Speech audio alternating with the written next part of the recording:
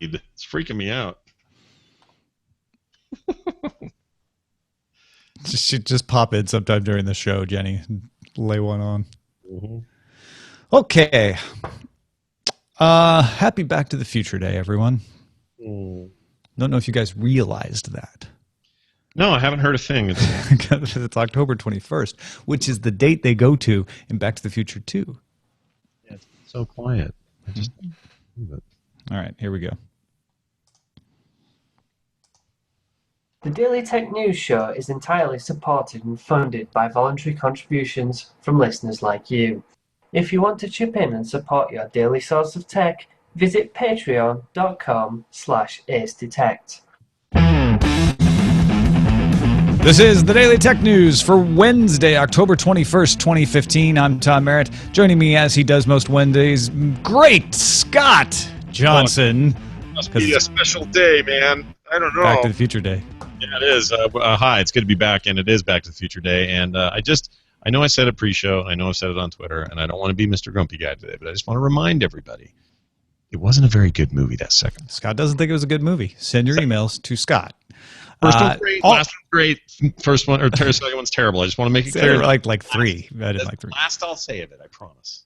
Also joining us with his opinion on the Back to the Future movies, Nate Langston, head of digital at Bloomberg, EMEA, and host of Text Message Podcast, which Nate was very nice enough to have me on recently, and on the most recent episode. How's it going, Nate? It's good. Honestly, that was a lot of fun. Doing 2 podcasts in 1 week with you, Tom, is some kind of sort of, it's a gift. It's a gift from on high. Feels good. I'm like, I get to see Nate again already. This is awesome. Yeah, no, it's good to be here. It's been, I had a look, it's April since I've been on. And I know it's entirely my fault because I keep not replying to emails, which is a terrible way to use email. So I'm very pleased to be here. But now we know to use a messaging app to get to you.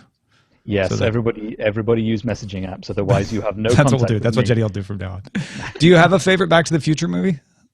I have to say, I mean, the first 2 are great, but the third one is the one that has the it has the most style as far as I'm concerned. Wow. Because it's, I know there are a million people hating me right now. I know, but Scott's on your side, so you're in good company. Oh really? It's the train at the end. It's the costumes. There's just something about that whole. And if you haven't seen it, I'm really sorry for the spoilers, but you have had about 30 years to see it. There's an amazing train at the end. Yeah, there's a train. The third one is back. They go back to the past, to the future, to the past, to the present. Yeah, it's a whole. I'm entirely with Nate on this. The third one's pretty dang good, and there's a train that travels through time. So what else are you gonna get? That's all the Back to the Future talk we will probably deliver you, although I haven't been to the future, so I don't know for sure. Meanwhile, let's do the headlines. Apple and Dropbox announced they do not support the U.S. Cybersecurity Information Sharing Act, a.k.a. CISA, C-I-S-A. Both companies cited a lack of privacy protections in the bill as their reason for opposition. Yelp, Reddit, Twitter, and Wikimedia all recently announced opposition to the bill as well. So did the Computer and Communications Industry Association, which covers Google, Facebook, and Yahoo. So a lot of Silicon Valley lined up against this. Supporters of the bill want to make it easier to share cyber threat indicators and defensive measures with the government without risk of lawsuits, make it easier for everybody to fight cybercrime. Opponents say the terms are ill-defined, a little vague, and they oppose the information being exempt from the Freedom of Information requests. U.S. Senate is expected to vote on the act within the next few days. Part of the problem seems to be that you can make all the detailed rules you want right now, but how much will they apply in 5 years and 10 years and 20 years? If we've learned anything over the last, I don't know, decade and a half, what we thought the internet was going to be and do and act like, and how fast it would run and where it could be available, and all these things have all changed drastically. And how we get the internet, how we pay for it, continues to evolve. So the idea of locking this down and saying, here are the rules moving forward seems weird to me. Or at the very least, it needs to allow for a more sort of fluid attention by lawmakers. Yeah, Senator Dianne Feinstein, who's a co-sponsor of the bill, says that nobody's going to share your banking information or your social security numbers. It's all about fighting the bad guys. But the opponents say, well, wait, what if my social security number is a cyber threat indicator somehow? Like, you haven't really defined these terms. There's no reason it couldn't be shared at that point. So I think that's what's got people want it to be locked down a little more. That's what Dropbox said. Oh, I'm up. Hey, look at Yep. me here. Check me out. Now batting. Putting putting in its encryption rather where its press statements are. Apple told U.S. Magistrate James Orenstein that it could not comply with a U.S. Justice Department demand to extract data from iPhones for devices running iOS 8. Only the holder of a passcode or a passcode for the phone can access the encrypted data. So if you have 8, you're the only one that can do it. The phone in the particular case being tried runs iOS 7, which lets some files and native apps encrypted but not email, calendar, and third-party apps. Apple told the court extracting even that limited data would be a violation of its customers' trust. So this, to me, now, you know, I don't want to be the brain of Tim Cook, but when I first read this, that felt pretty good to me. It seems like it's in keeping with their previous statements about how important user privacy is to them. It seems like a good thing for Apple to say and do, and I'm happy to know that if I've got iOS 8 or later, that my phone is pretty well protected unless I decide to give up what's in it. So I don't see any of this as bad for us. I think it's good. Nate, does that make you rest a little easier? I rested fine, to be honest, before. I mean, I think, as far as I'm aware, this is something that only affects the U.S. anyway. I don't think this is applicable under this under particular European case law only yet. affects the U.S., but the idea that Apple cannot and says they will not surrender any data because it's encrypted could affect anybody anywhere on the planet. You see that? I mean, I don't know. This is one of those things that feels like a Darren Kitchen topic, and you know his views. The last time I was on this show, I said, "Here's a question for Darren on the next time he's on." But as far as I'm aware, this sort of stuff is not quite as significant as governments just holding all data anyway, which is what apparently happens in GCHQ here in Britain. Gotcha. I would not know. YouTube announced its commercial-free tier today. It includes a lot of extras for $9.99 a month. All the ads disappear from YouTube when you're logged in, and videos can be saved to play offline. Subscribers also get access to YouTube originals from the likes of PewDiePie and the Fine Brothers and more when those originals premiere next year. Subscribers to Google Music and YouTube Music Key will get YouTube Red subscriptions and vice versa. So if you're already paying $9.99 for Google Music, you'll get YouTube Red once it launches. A dedicated music app will also be released to offer subscribers background music playing from videos. The service launches in the U.S. October 28th and is intended to come to other markets eventually. My wife works on the YouTube originals particularly and had to get up at 5 a.m. to go get ready for the announcement at YouTube Space this morning. Wow. So I think this is a killer deal. If the fact that you're going to get both those services for the same price, the only real stinker is, Tom, you're already a user of YouTube Music, and you're not going to probably get the 30-day free trial. Yeah, that's true.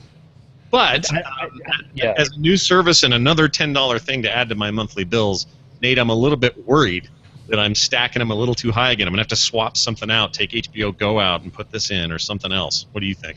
Yeah, I agree. I mean, I don't think it can be overstated how important this is. I think this is absolutely massive. The reach that YouTube has, this is enormous, and we're going to come and talk about this later, so I'm not going to go into too much depth here.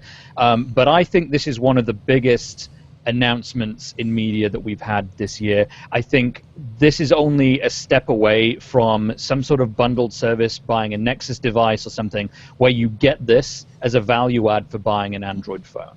Interesting. I don't believe we are that far away from that being a thing, and if that becomes a thing, man, is that good. That is insane. Huge, I'd say. Mac Rumors reports Apple is releasing iOS 9.1, or has released it. The update iOS now supports for has support for Unicode 7 and 8. New emojis like the middle finger. Finally, unicorn head, hot dog, taco, and cheese wedge. Taco. Man, Tom, I don't know how we waited this long for these. I mean, it's 2015 for heaven's sakes. An update to live photos, which senses when the phone is raised or lowered to stop unnecessary recording. I've done a few of these since I got my new phone. And adds a new messages option to disable photos and contacts. iOS 9.1 is available to all iOS 9 users and you can get it over the air immediately. Although I don't see it in mine yet, but I'm sure it's coming. So yeah, I've seen it been made available, but one thing I wasn't sure is the unicorn new? There's a unicorn in my emoji. I don't know. I used it for the first time. You know, the lovely Mr. Poop is still there. Yeah. But the unicorn, I'm looking at this now, and I don't remember seeing this unicorn before. This is a unicorn. It's a new unicorn. So there you go. Nate, do you want to pull back your statement that YouTube Red was the most important announcement of the year? No, because until I can make the snail turn the other direction, then it's useless to me, because the air rush emoji is only one way. And incidentally, I read something that apparently the reason you can't turn any of these round is because of the gun emoji, and they don't want people getting too creative with shooting people. Like, I'm not 100% sure why it makes a difference, since you can just put the head on the other side, but there's something weird in that logic that is a real thing. I know that the taco emoji is going to come in quite useful for me and Eileen, where I can now just type taco ? Instead of all of those letters that I used to have to type. Thank goodness, Tom. coolantsv posted the story that Western Digital has agreed to buy SanDisk in a deal worth approximately $19 billion. Western Digital will benefit from SanDisk's NAND flash drive technology. That's something that Western Digital has been wanting to improve at. SanDisk has an intellectual property joint venture with Toshiba as well, but Toshiba has already said it supports the acquisition, so it's likely to happen. $19 billion, jeez. In advance of its breakup into enterprise and PC companies, HP has agreed to sell its Tipping Point network security business to Trend Micro for $300 million. Not quite $19 billion, but it'll do. TechCrunch reports Trend Micro will combine Tipping Point into its existing network security business for a new unit called Network Defense. I can't believe that's not taken. HP says it will partner with third parties, including Trend Micro, to provide network security services. Well, it's just going to be called Trend Micro's Network Defense Department, so it'd be like calling it Human Resources. It's cool. Everybody can have one. Network Defense. It sounds like a game I should download on Steam today. It is pretty impressive, doesn't it? And it's you getting a little peek into HP's enterprise strategy for once HP Enterprise moves away. They're going to offer a security portfolio as they roll out things to you. That's what HP Enterprise wants to do, is be your solutions provider, but they won't be running it themselves, which might give them advantage. They'll be able to offer more than one offering, although they say they'll continue to partner with Trend Micro on this. So I had a dream last night, and I just want to throw this out because it's HP related. I had a dream last night that HP made a killing coming up with the first commercially inexpensive and more viable 3D printer. And they did it with a whole campaign and a whole marketing push that had everything to do with the fact that look at these guys who created the first real laser printers you ever used.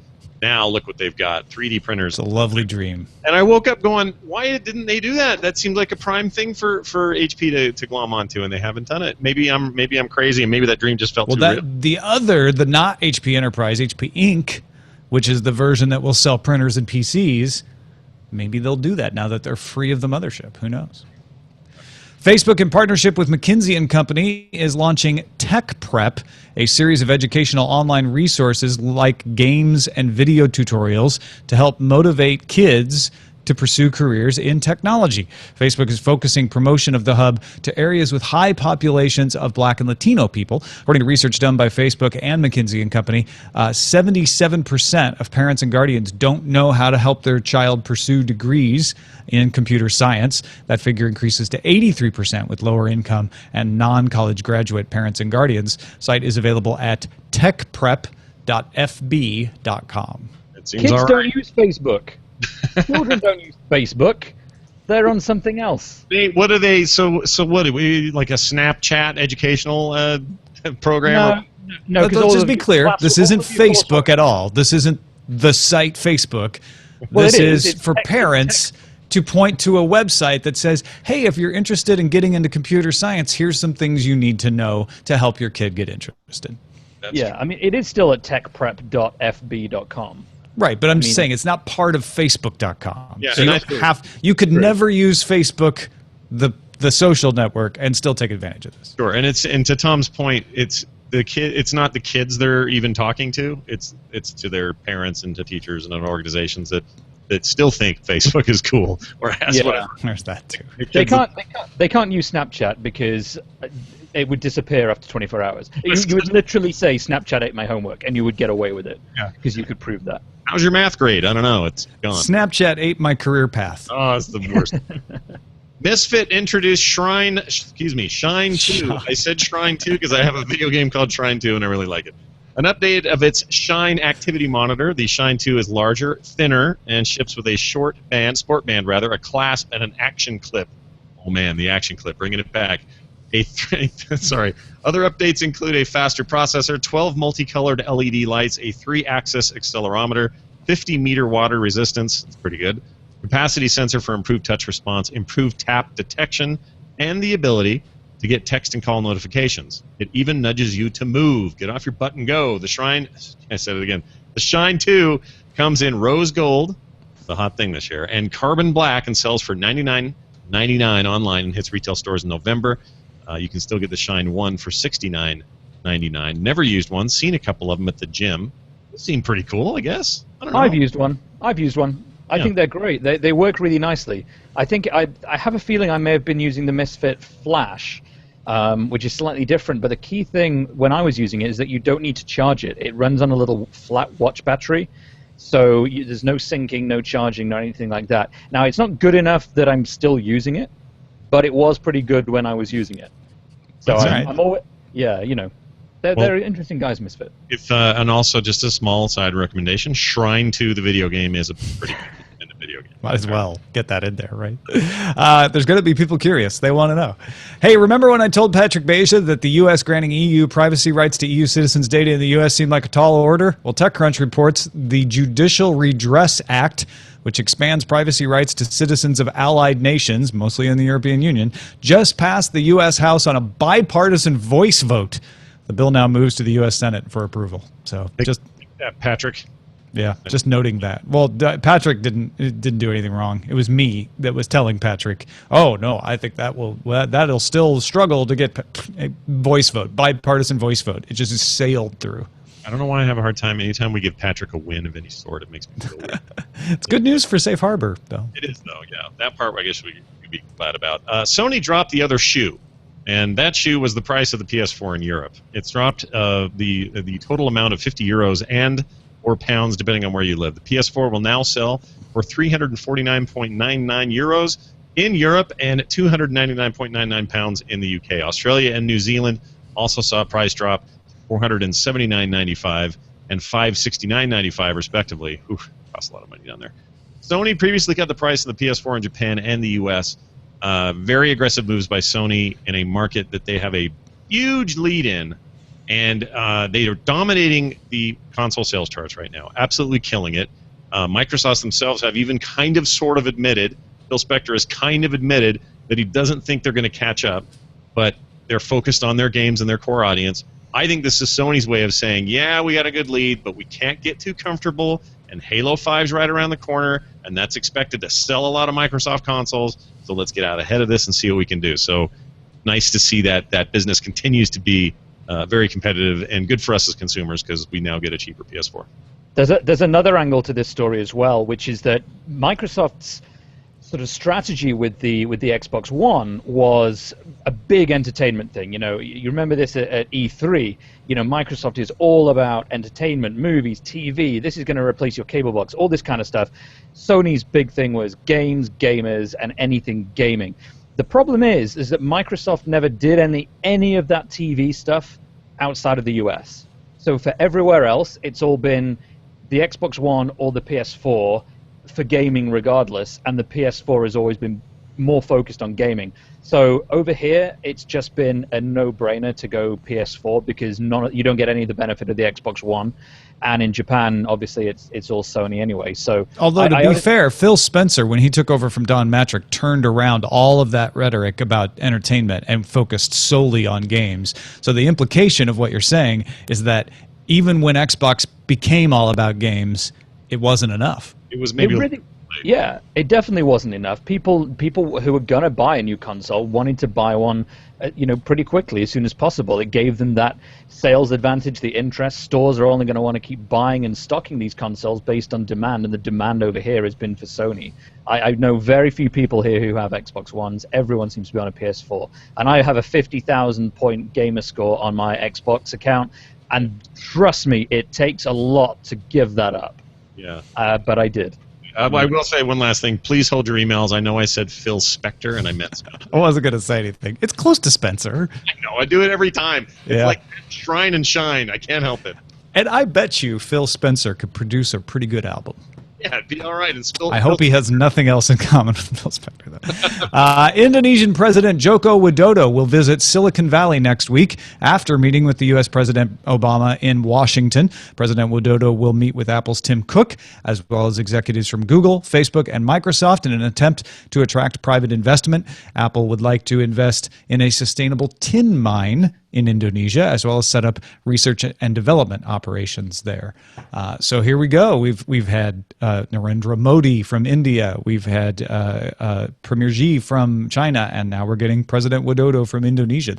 Everybody's stopping by Silicon Valley on their way through the country. What does Apple do with the tin mine exactly? Is it just where's all the tin go and everything we're using? Or people using Apple products? It's just in everything, I guess. Or I don't know where the tin. It's probably rare earth minerals as well as tin, but yeah, I bet they're using a lot of tin in products that they make.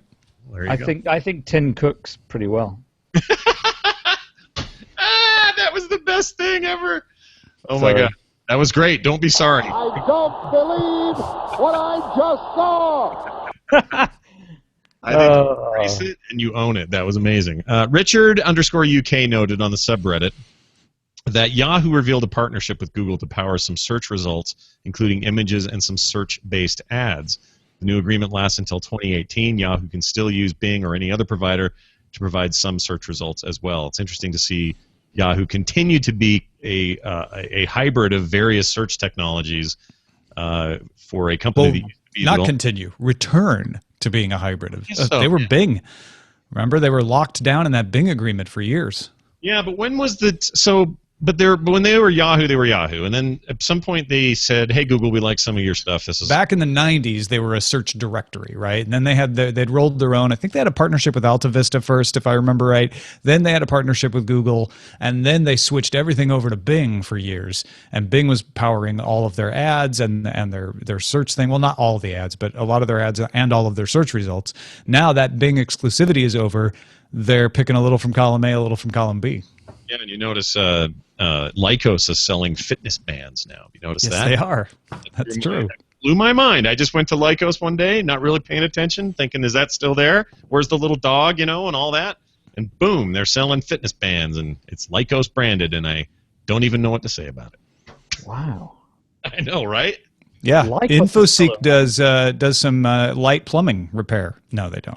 I've heard Dogpile is really big in the real estate market. I think Dogpile still works, doesn't it? Really? No. Dogpile's still around. Let's I find know out. Zombocom just updated their offering at zombo.co. Next, you'll be telling me that what was it? Hotwire? Was it Hotwire? Oh yeah, Wired did? Hotwire and Excite would be the other ones. Hotwired. Yeah, Yeah. Dogpile is still around. My goodness. I looked at Dogpile, and the results are terrible, so I don't know what they're doing now. But they're not good. So. Well, folks, if you would like to submit some stories, do so at Dogpile. Or if you actually want us to see your recommendation, do it at dailytechnewsshow.reddit.com, as many people do, and it helps us put together the show every day. And the more people vote, the better. We've been, I look at something, and if it gets 30 votes, to me, that's significant because of the percentage of people who are in there voting. So get out there, dailytechnewsshow.reddit.com, and that is a look at the headlines. All right, folks, as we mentioned, YouTube Red launches October 28th in the U.S. We assume it'll eventually come elsewhere in the world. What is interesting, I think, is the idea that they're bundling in Google Play Music and YouTube Music Key. Now, YouTube Music Key makes perfect sense because it would be very confusing to have a separate YouTube Music service and then a YouTube service that gave you that service plus more.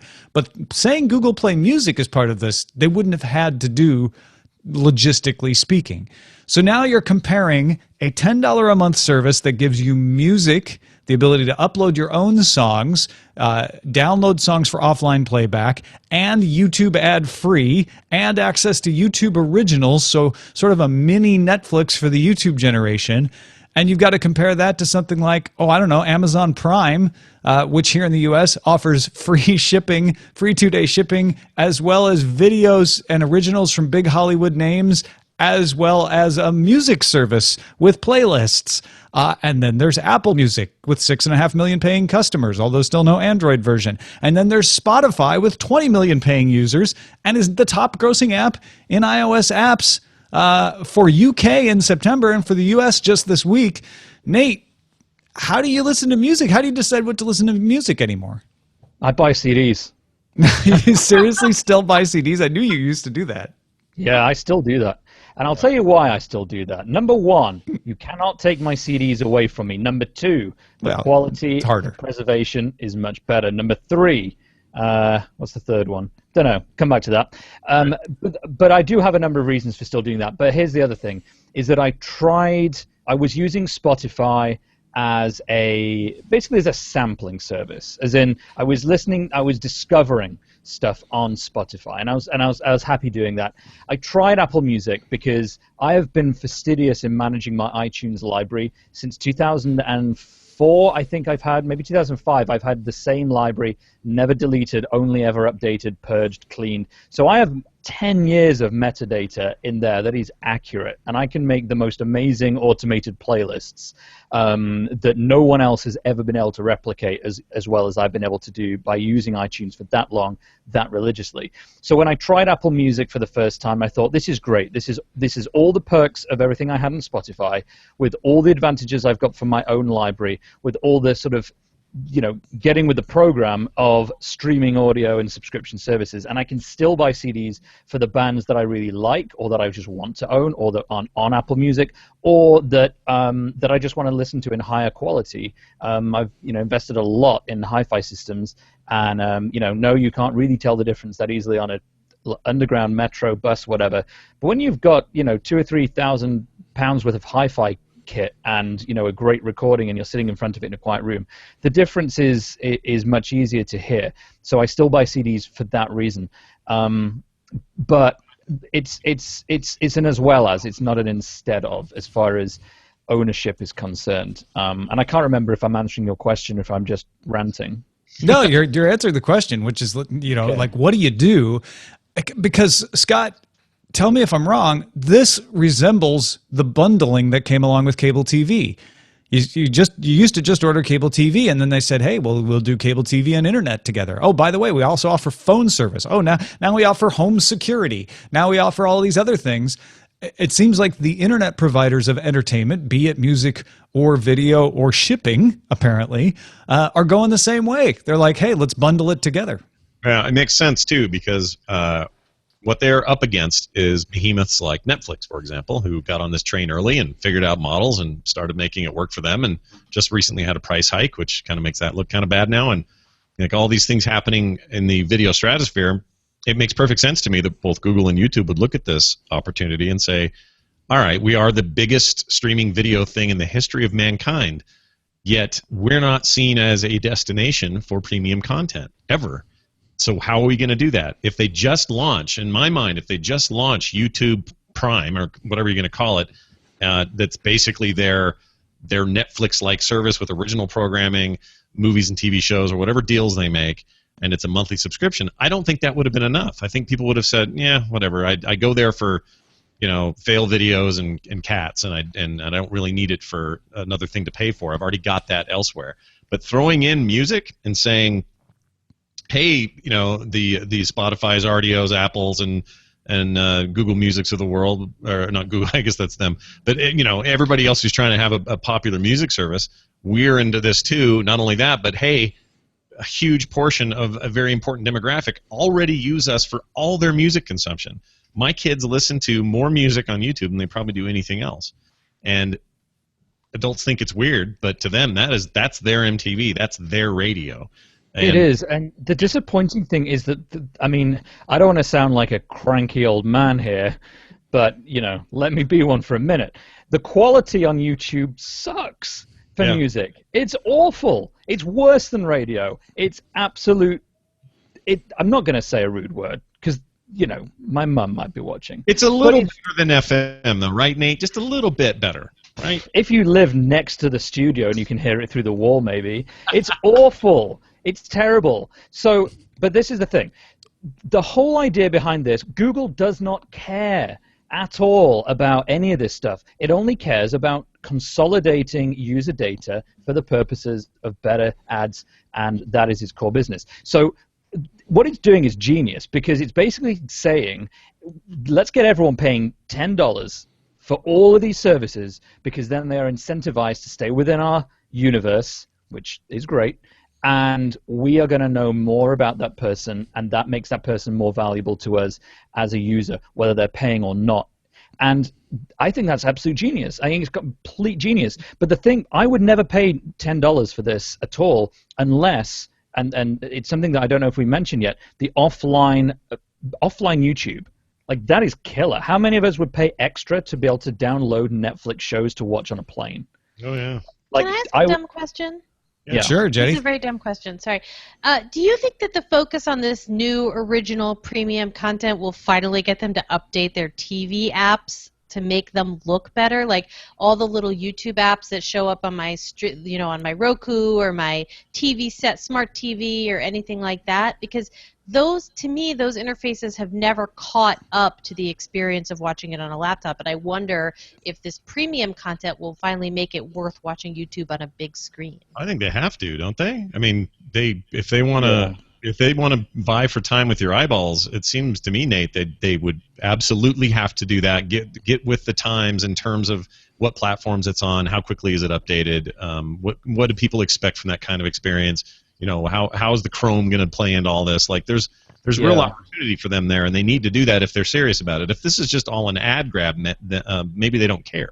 I don't know. I think they do need to. I mean, they've started doing this. They've released a completely redesigned iOS app quite recently that has a new look and feel that's probably going to set the benchmark for the future look and feels of all of YouTube. I think part of the problem is that it's not really up to YouTube what a lot of those apps look like when it's on other platforms, because the approval process, the testing process, the rollout process, it takes forever. It's why Android is so badly forked. It's not because the companies don't necessarily want to update. It's because of the networks, and it's because it takes a long time to get these updates pushed out to all these different set-top boxes and TVs. Especially when you're dealing with ad tracking, which even with this service that takes away ads, the apps will still have to handle ads for the people who aren't subscribed. And you've got a different service for Roku, a different one for Apple TV, a different one for the smart TV system, a different one for TiVo, et cetera, et cetera, et cetera. Yeah, but this might give them the impetus to like go start punching a little bit on those. Well, I'm sure they've been punching. It's not in their hands. It's the fact that you've just got all of these different OSs and different platforms. It seems like it, but Netflix is. I'm not sure about that, because Netflix seems to go counter to that. They've got a pretty. Have you used Netflix on TiVo? Well, no. Okay. And have you used Netflix recently on Apple TV? Yes. Yeah. It crashes sometimes, and it's not very good. No, I totally agree with you. But what I'm saying is, for the most part, they try to be in all the places they can be as quickly as they can. Obviously, they're going to be places with bigger roadblocks or longer times or whatever. But I don't think it's impossible for them to spread that blanket a little bit. No, I agree. And I think the other thing is that YouTube has APIs. You know, you can build your own YouTube apps if you want. And in fact, if you use apps on Android and iOS, you can already have a lot of this service already by, Google doesn't allow it, but the apps will do it if they break the rules. And I think that that's great. It made me wonder what Netflix would be like if it had an API. So you could have Netflix just being pulled into other apps. And it used to have an API. It was limited. Really? Yeah, it was limited, and it was used for a lot of extraction of data. But they got rid of it a few years ago. Getting back to the music though, buying CDs can't be the ideal way for you to get music, Nate. No, it's terrible. Looking at this, you could say YouTube Music sounds awful, but Google Play Music is better, because you can have high-quality MP3s. You can upload your own encoded MP3s, the ones from your CDs, etc. You can buy better-sounding music from Google Play Music. But I get the sense that that's probably not good enough. No, it's not, because they don't actually upload. What they do is they make fingerprints of all the audio, and then they upload the fingerprints. And if there's a direct match to the fingerprint within a certain threshold, then they match it to the one that's in the store. Apple does this, Google does this, Amazon does this. They all do the same fingerprinting thing. And they'll only upload it if they don't have an identical trusted copy in the store. And it's really difficult to fudge that. You can't override it. It is a pain buying CDs, and I've definitely bought fewer CDs since I've been using Apple Music. I was probably buying maybe 3 or 4 a month. I'm obsessive music guy. It's a big thing, so I know that sounds weird to some people. Someone buys 4 CDs a month, but I did. And recently, it's reduced down to only a couple. I think I can only bring to mind a couple that I bought within the last 2 or 3 probably the last 2 or 3 months. Is it an issue of eventually you're going to bandwidth and storage and stuff become less of an issue, and therefore lossless quality, and getting a file that might be who cares? Let's say it's 300 gigabytes big, but then the infrastructure supports it and size isn't an issue, and is that when you won't care anymore? Because it's really that problem, right? You just want the most raw freaking sound quality possible. It is. There are 2 things. One is definitely the storage, because I believe that it's not going to be too long before we have some kind of higher tier stream service like iTunes that's going to offer lossless audio, or it won't be lossless actually. It'll be high res. It'll be 96 kilohertz, 24-bit stuff. It's the kind of thing that Tidal offered. That when Jay-Z and his little pop star friends did their little PR thing on a stage, Tidal, yeah. Like Tidal's a great service and the sound quality is fantastic.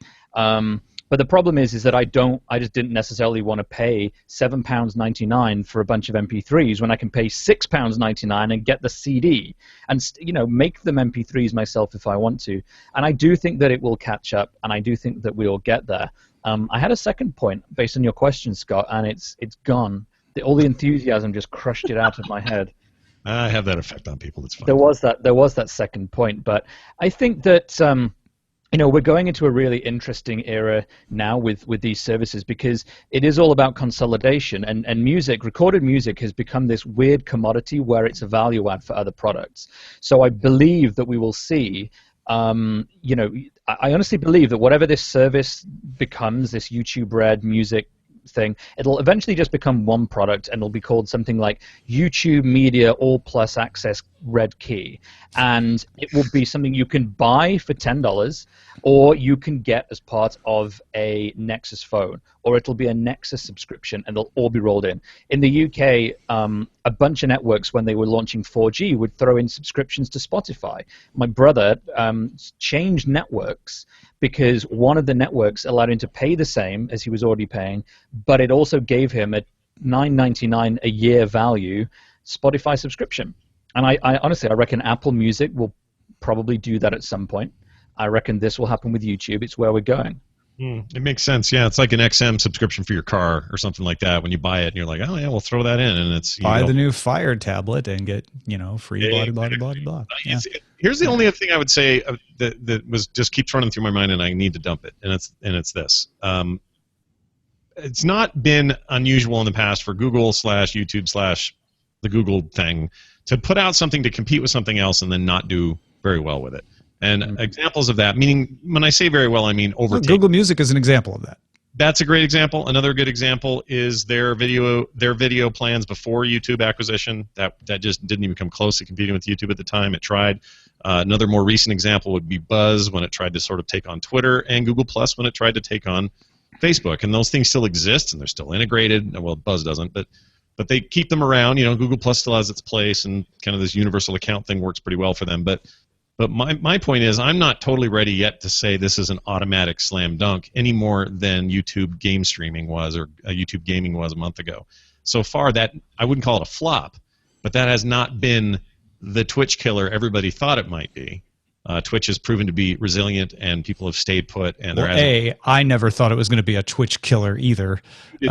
B, it's too early to tell if it can succeed in some other way, and this changes it, because now when you pay to get rid of ads, you get rid of them on YouTube Gaming, which probably won't save it.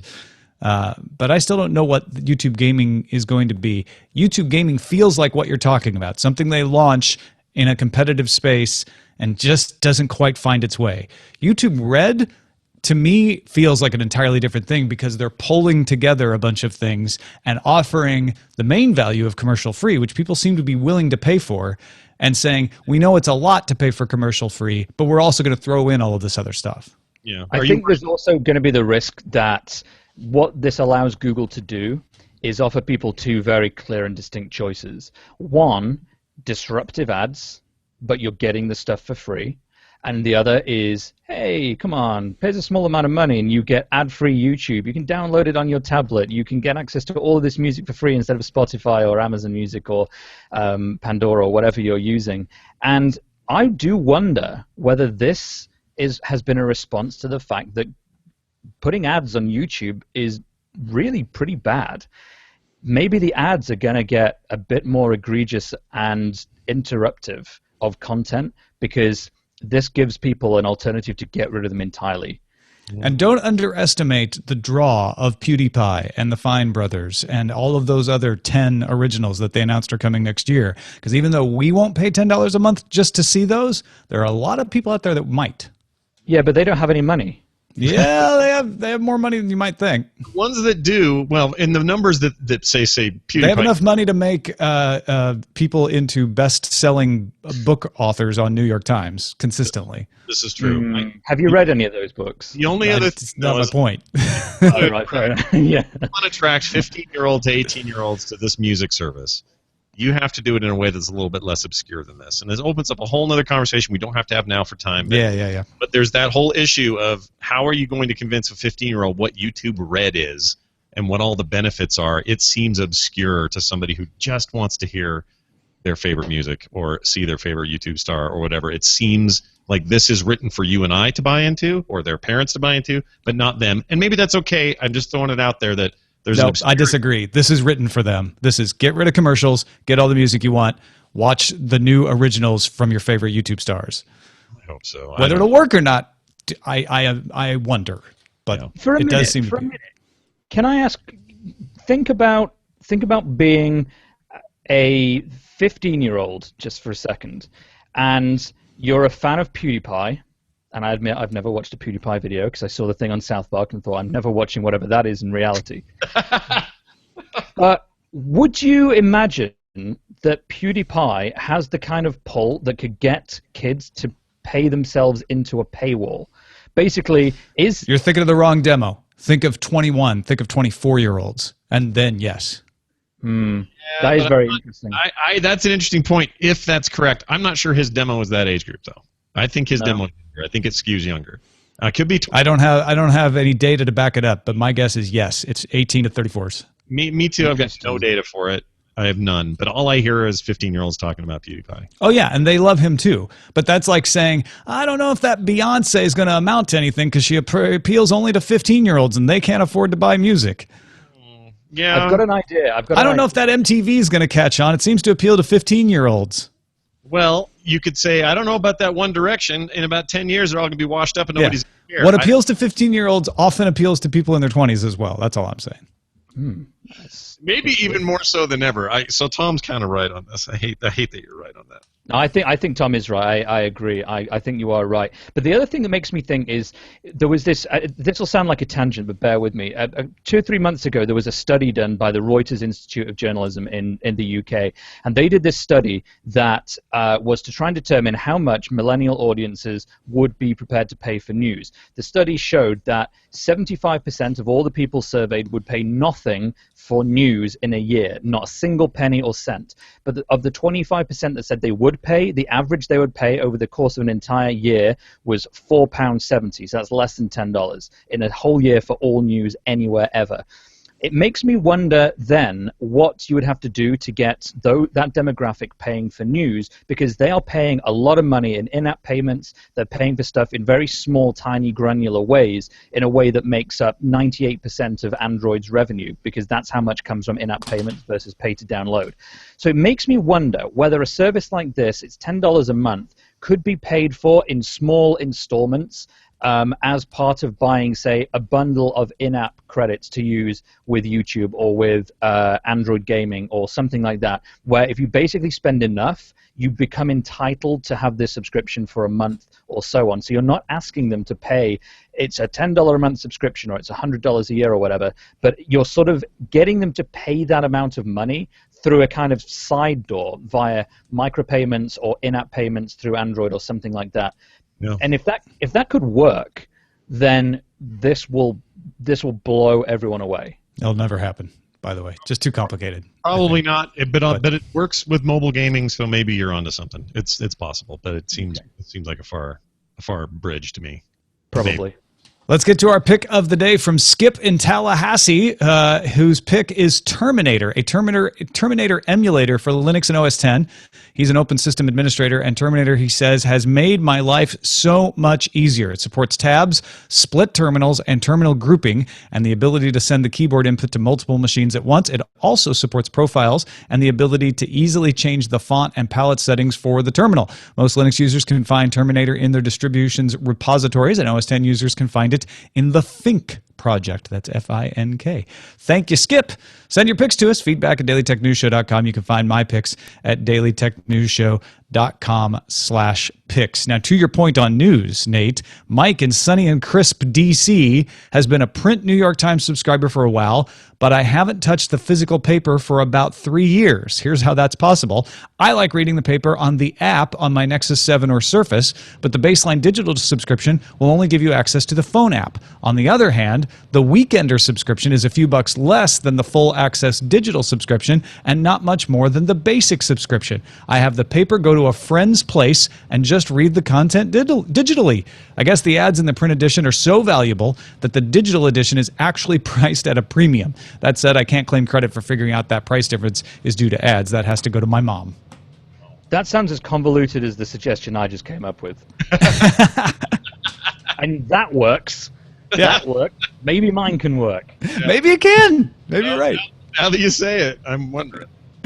Well, that is it for this edition of the Daily Tech News Show. Go follow Nate Langston on Twitter, twitter.com/Nate Langston. It's NateLanxon.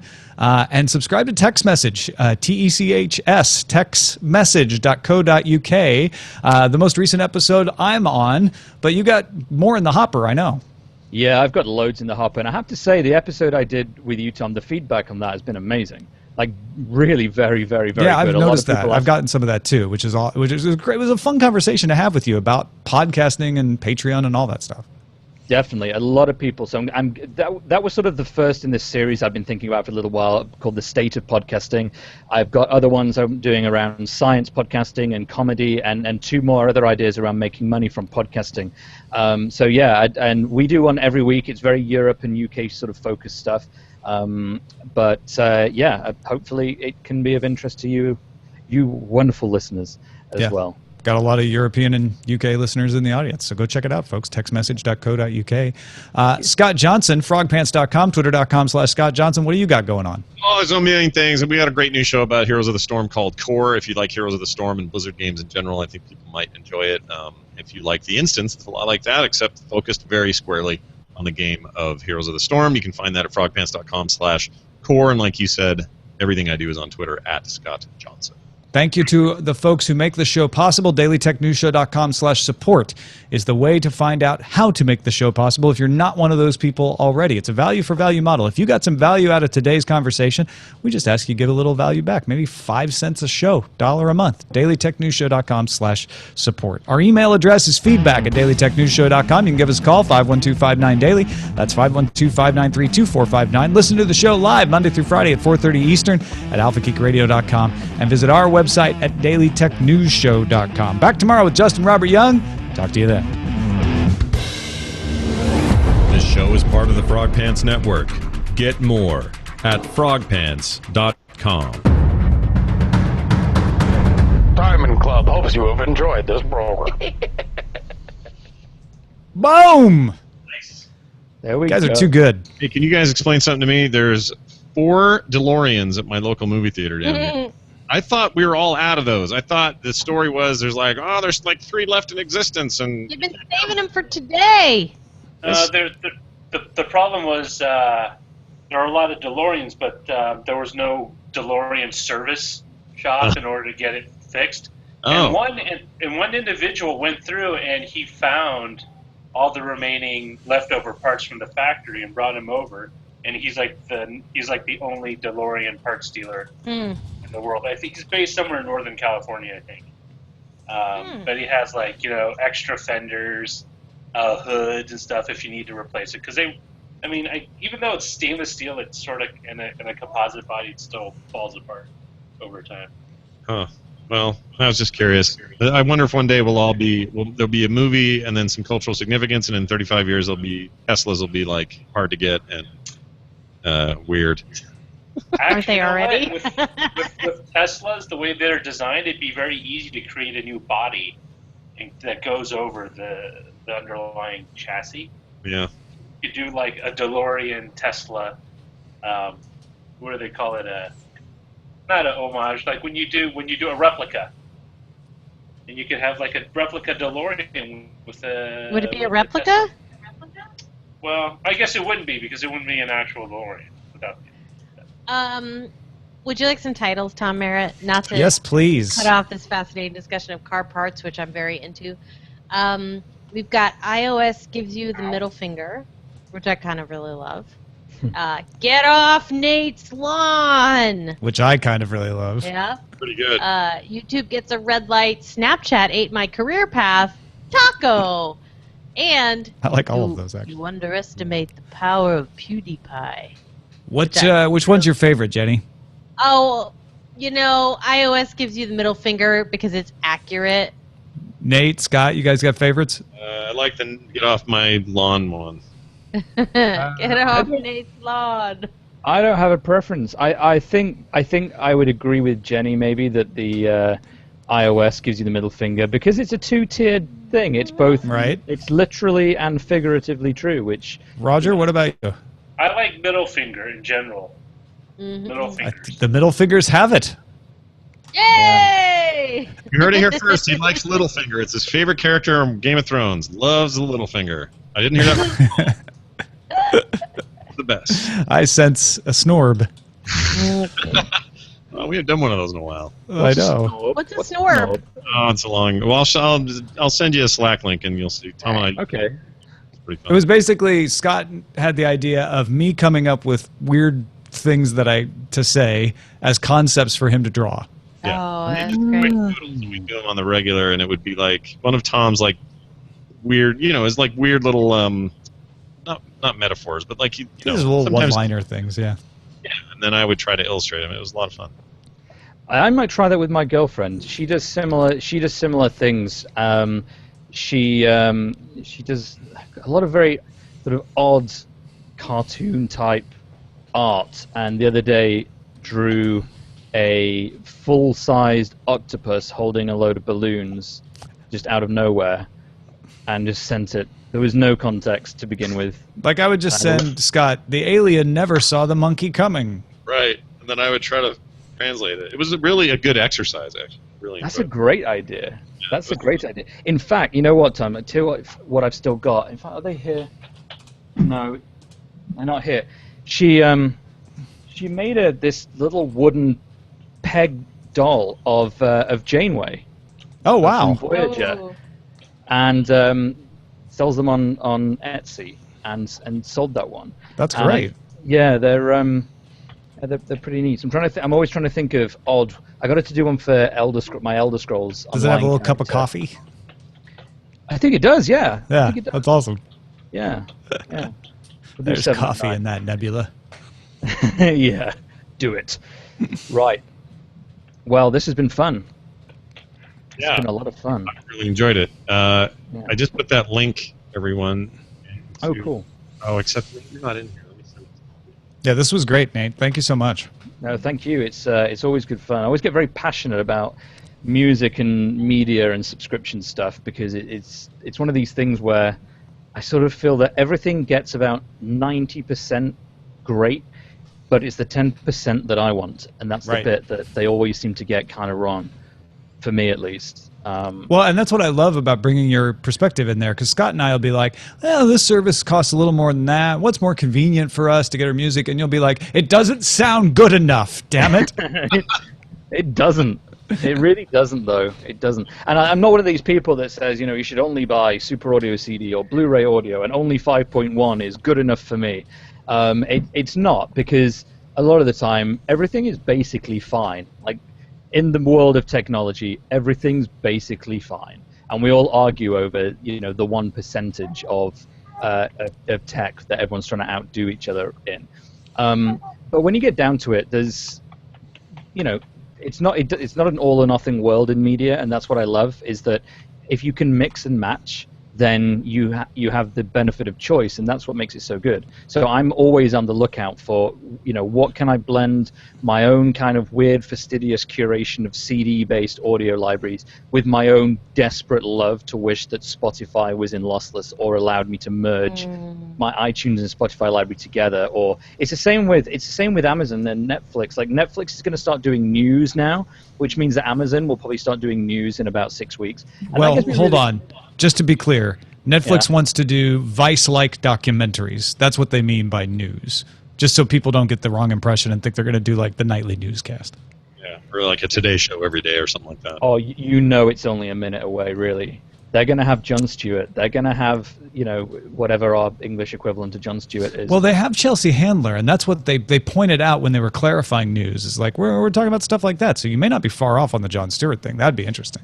I think the amount of money Amazon and Netflix are throwing at this, the report is something like 130 million pounds for that first series of the next Top Gear that Amazon's doing. Like, that's ludicrous money, like crazy money. But Yeah. it did get thinking, if Amazon got into doing news, like if you imagine Amazon actually doing news as part of Amazon Prime, and you're watching a report about, the refugee crisis or Syria or ISIS or whatever, and you're watching it thinking, man, this looks massive, but I have absolutely no idea what any of this is, and I don't know the context. Wouldn't it be great if it's like you recently watched the news you may be interested in, and here are several books or audiobooks or DVDs about the history of that topic or something along those lines? Like, Amazon is just good. If they get into that, and they will if Netflix is, because you know what Amazon's like that is amazing. Like, that's just going to change how people consume news, and that makes I'll tell you a company that's blowing it as far as news goes right now is YouTube. Because Blowing YouTube it, has everything you just talked about. Like, the Young Turks are the most famous, but there's all kinds of good quality news content buried on YouTube. Yeah, buried's the key word. I mean, where do you start? Yeah. I can barely find my own videos half the time, and I know exactly what my name is. And I struggle to find it. It took me 3 searches to find the link to the live stream from you today, Tom, because I tried I tried Tom Merritt, then I tried Ace Detect, Tom Merritt, YouTube Live, and then I eventually probably should have done the first time is type Tom Merritt, DTNS, Live, YouTube. But it still took me a while to get there, and I'm on it, and it took me that long. Yeah. So, I agree completely. It's curation, isn't it? Because they rely so much on automation. Maybe they need better curation. That's why they're doing a kids app. That's why they're doing a gaming app. That's why they're doing a music app. They're picking them off in order of profitability. Oh, so you're saying next is news? I don't know if next is news, but it would make sense to me for them to do a news app, because if they had curated news headlined by Young Turks, maybe even with an original funded thing through Young Turks. The sad thing is that's BuzzFeed, right? That's BuzzFeed, Vice, HuffPo. They are the YouTube news channel because that's all their content. And they do Well, at least rev that's what they share do with all of them. Jenny, am I crazy? About what? About news. Well, what's your opinion on news? I'm sorry, Matt Flanagan is on me about reading I'm his sorry. script. I didn't realize. I was hearing I was it, not but trying to call you out in class. I don't have I was just perfect like, DVR we're talking memory. about news, and Jenny's not saying anything. I know, because Matt's all over me to read his draft of a script that he has to turn in. Okay. But wait, tell me in a nutshell your point of view, because I will have a point of view on it. And basically, what You want to come to the front of the room and do the problem for us? Nate said that Netflix and Amazon would be smart to create a news program that would then like send you into other things, like especially Amazon could sell you books, etc. And I was saying YouTube could do all of that right now if they just curated it, but you can't find anything news related on YouTube without running into things that are crap. So like if you know about Young Turks, maybe you find that, but there's lots of great news content on YouTube that is just not surfaced. Yeah, and I think that's because people don't. When people think about news as an entity, they hate it. They are mad at it. They think It about sounds like media. broccoli. It sounds like broccoli, but when you show them an amazing documentary or you show them a really well-crafted Sunday morning piece, they're like, I love this. You braise it in butter. You actually, I think at this point, need to destroy the terms news and media and journalist and come up with better words that have not been so attacked, or do a really good branding campaign and make the word journalist different than the word media or content producer or whatever, because there is a difference. But You heard it, folks. Jenny said destroy journalists. You know what? You're so right. You're so right. And I was sitting agreeing with one of your guests from, I think it was Africa Tech. Or, Eric Olander? Last week. Yeah, who said, don't talk about Africa like it's a country. It's loads of countries and loads of different languages and cultures and dialects and everything. And it was yes, they do. Like they it was one of those moments where you sit there on a train nodding to your headphones and saying yes, yes, and everyone looks at you thinking, oh, what's having a good time. He's discovered the truth. Because it's something that I've been looking at Bloomberg, because we're looking to launch in big African edition next year, and it really bugs me that I keep saying things like Africa edition, because Africa is not a country. It's many, many, many countries, and I mean, we never do North American anything, and there's only 3 countries. I mean, unless you should count Central America, but generally people only mean 3 countries, and they still don't say North American edition or North American report or anything like that. Well, we just changed the edition name on Bloomberg to be Americas. Oh, so you're just lumping South and North America all together? Yeah. Well, we had to, because it was previously called Global. Yeah. And it's not global really. It's global, but it means America, and so we changed it to be Americas, Europe, and Asia. I think The Economist does an Americas section, but then they also do a U.S. and Canada section separately. They do. Yeah. They have a separate U.S. section. The BBC groups the U.S. and Canada as a single subheading for news.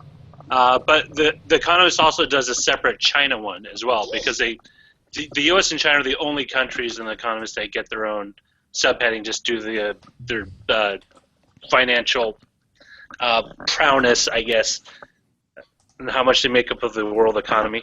But the Americas include South or Latin America and Canada and the Caribbean. You have the Middle East and Africa. And you have Asia is always the weirdest one to me, because that's like that's over half the world's population. Yeah, exactly. I mean, sometimes we say Asia and sometimes we say APAC, Asia Pacific, and or we say EMEA, which is even more confusing. Europe, Middle East, Africa.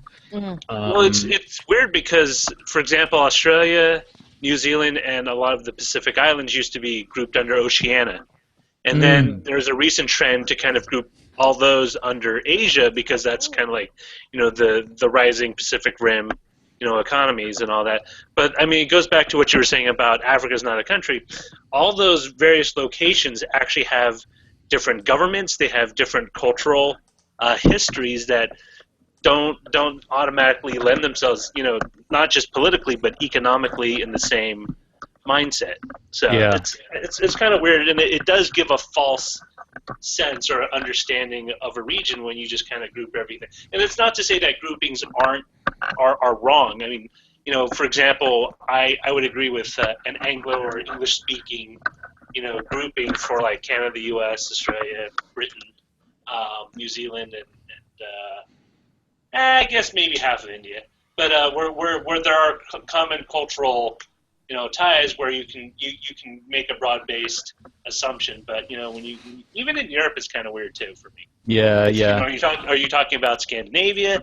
Are you talking about the Mediterranean countries? Are you talking about the Central Eastern European countries? They all have, I mean, you just look at the EU and any kind of debate over budgets and enlargement, of what to do with Greece, what to do with Portugal or any of the other countries, or what to do with the Syrian refugee situation, and you get all these various viewpoints, and it's never cohesive. I mean, they wanted to, but it's never going to be. I mean, you just can't force it to be one thing. Yeah, it's really very difficult. I mean, it's weird for us because we're in Europe, but no one really here considers themselves like European. We talk about Europe like it's somewhere we're not. We say, oh, it's somewhere in Europe. It's sort of like we're acknowledging that we are the UK, and then there's Europe. I mean, we don't even have the euro. So, we're in Europe, and we're one of the only European countries that doesn't use the euro. And there's a lot of talk going on at the moment about exiting the euro, exiting Europe entirely, which is definitely not a conversation for now.